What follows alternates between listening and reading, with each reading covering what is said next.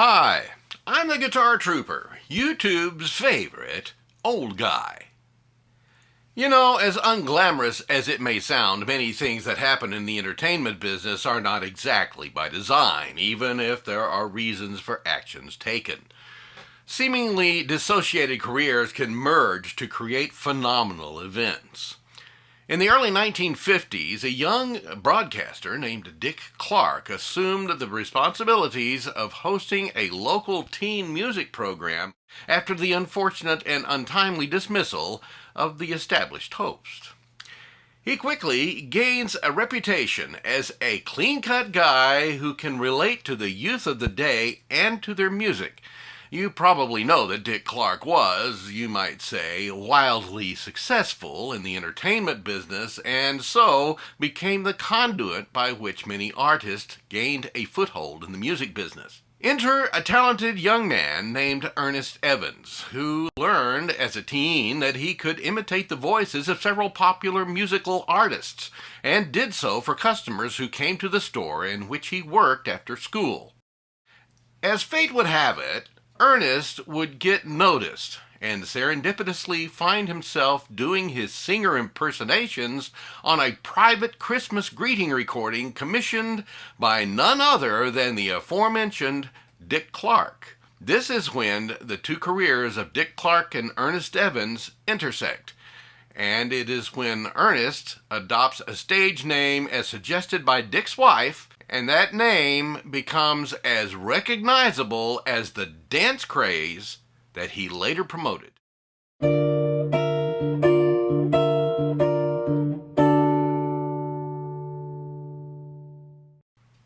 Career number 1, Dick Clark. Dick was born Richard Wagstaff Clark on November 30th, 1929. As early as 10 years of age, Dick wanted to be in radio. He went through school as an average student, also working at the local radio station owned by his dad, WRUN, and then attends Syracuse University. While there, he works at country radio station WOLF AM as he could, and finally graduates in 1951 with a degree in advertising and a minor in radio broadcasting. Upon graduation, after a short return stint as Dick Clay at WRUN, Clark gets a job at the television station WKTV in Utica, New York, where his first television hosting job was for a country music program called Cactus Dick and the Santa Fe Riders, and later did the newscaster job there. Dick's next main broadcaster job was in 1952 at radio station WFIL in Philadelphia, and it is where he ditched the earlier Dick Clay moniker and starts using his own name of Dick Clark. WFIL is a large operation and also had a television station with the same call sign. A popular teen music show on the TV station was called Bandstand with host Bob Horn, and Dick did a similar program on the affiliated radio station. He was so good at it that when Bob Horn had to miss an episode on TV, Dick was asked to fill in for him. This arrangement continued until 1956 when Bob Horn was arrested on DWI charges and then subsequently fired. The natural replacement was Dick Clark, and on July 9, 1956, Clark became the show's permanent host. Just over a year later, on August 5, 1957, ABC picked up the show and it became American Bandstand for the national market. The show was a smash hit, and Dick's dominance of the teen music scene began taking shape with the creation of Dick Clark Productions. In addition to American Bandstand, Dick Clark Productions fronted the Dick Clark Beechnut Show on Saturday evenings from the Little Theater on 44th and Broadway in New York from February 16, 1958 until September 10, 1960. By the end of 1958, the viewership exceeded 20 million, enough so that if an artist was featured on the show, record sales were virtually guaranteed. The difference between this show and Bandstand is that it is strictly a theater venue and doesn't include dancing audience members. The 300-seat auditorium is routinely packed to the hilt with teen music lovers, and they are treated to live exposure to top acts that a majority are only able to hear on the radio. The climax of each show is the unveiling of the week's top 10 songs.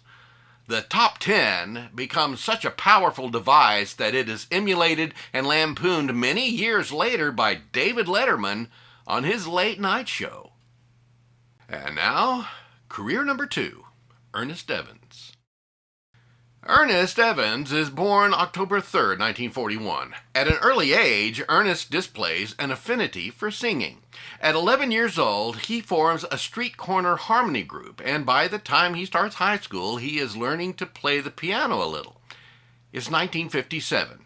16-year-old Ernest has an after-school job at a place called Fresh Farm Poultry and finds an audience with the customers there for whom he can perform songs and jokes.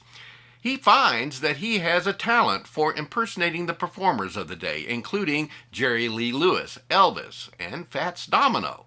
Noting his rotund dimensions, his boss Tony begins to call him Chubby as a nickname. It's late 1958, and as it turns out, the owner of Fresh Farm Poultry, named Henry Colt, has a friend named Carl Mann who works as a songwriter for Cameo Parkway Records. And he has heard that Dick Clark is looking for someone to do a singing Christmas greeting recording. With his connections in the company, he arranges for Ernest to make a record using the impersonations he had done at work.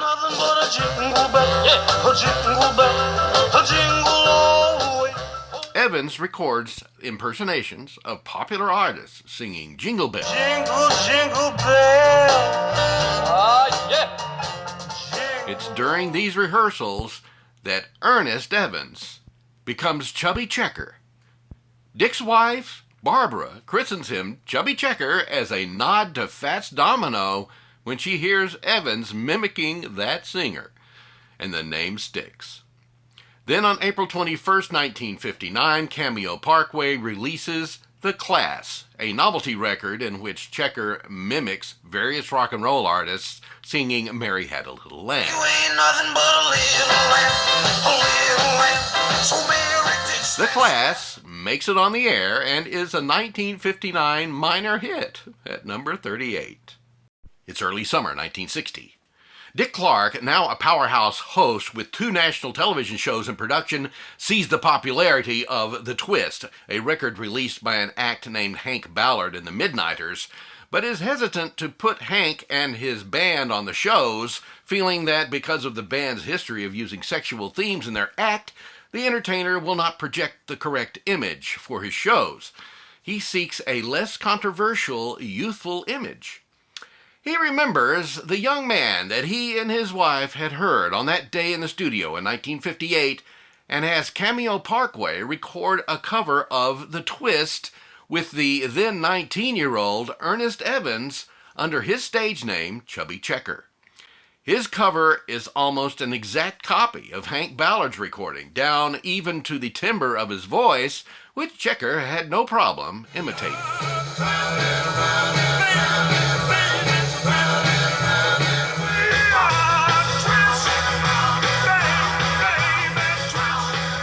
Cameo Parkway promotes the recording heavily, and so does Dick Clark, using American Bandstand as soon as the record hits the street, and then schedules Chubby to appear on the Dick Clark Beachnut Show on August 6th. On the show, after a short visit with a cameraman showing the audience what goes on in a TV studio, Dick introduces the first guest, Chubby Checker, who dances and mimes his recording of The Twist. Chubby starts the song with only a bouncy step, but as soon as the lyric, "It Goes Like This," comes around, he starts the dance step of the song's name until the end of the chorus. He continues that pattern of non-specific moves during the verse, switching to the twist during the chorus and instrumental break. The crowd goes wild. With the intense promotion, The Twist goes to number 1 on the pop charts in September, and beyond that, changes the very way young people dance. You see, before now, most dancing was done by couples that at least held hands as they danced. With The Twist, dancing became a far more open affair with no partner contact, and incidentally, not even requiring a partner if such a situation presented itself. The twist launches Cameo Parkway's stint as a national trendsetter in teen dance music, distributing dance hits such as Mashed Potato Time, the Watusi, the Bristol Stomp, and many others in the early 1960s. Not only did the twist become the dance craze in the early 60s, it sliced across both generational and class lines. Other record companies cash in as they can, of course, by putting out their own twist records, but Chubby Checker is not finished. He had follow-up top 10 hits for Cameo Parkway with Let's Twist Again in '61 and Slow Twistin' in 1962, performing that one with Dee Dee Sharp. On Canada's Chum charts, the two virtually identical versions by Ballard and Checker were co-charted, both reaching number 2 on August 22nd, 1960.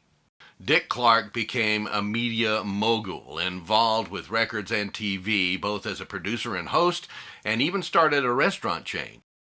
Besides American Bandstand, one of his most notable hosting gigs was the $10,000 Pyramid, which gave way to the $25,000 Pyramid and then to the $100,000 Pyramid for evenings.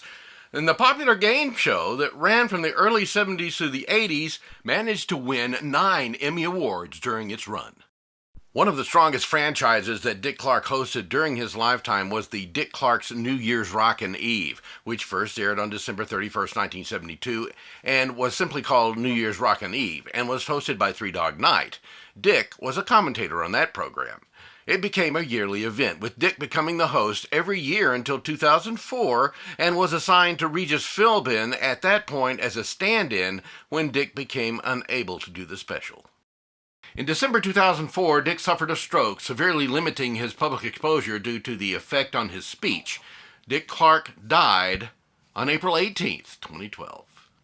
Chubby Checker continued with a career centered on dance records. He spent the 1960s recording and touring in Europe, where he found a wide audience, and has continued his appearances since the 60s. Still performing a limited concert schedule even today, doing his hits and his moves for admiring audiences. Hey guys, thanks for watching, and I hope that you enjoyed the video. If you did, please do me a favor and click on that like, thumbs up icon and leave a comment. Let me know what you think.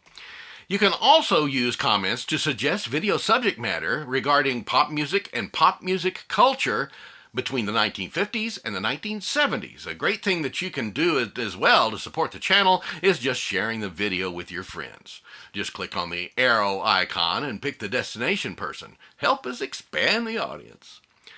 Speaking of supporting the channel, this would be a great time to subscribe if you're not yet a subscriber. It's easy and it's free, and it lets YouTube know that you support this channel. Just click on the subscribe button and be sure to select the top notification bell on the drop-down menu that follows so that you will be notified whenever I post new content for the public. If you would like the opportunity to see content a few days earlier when it is viewable only to channel members, you can upgrade your subscription to become one. Just click on the join icon and follow the instructions. It's not free to upgrade, but it's as cheap as YouTube would let me make it. Thanks again for watching.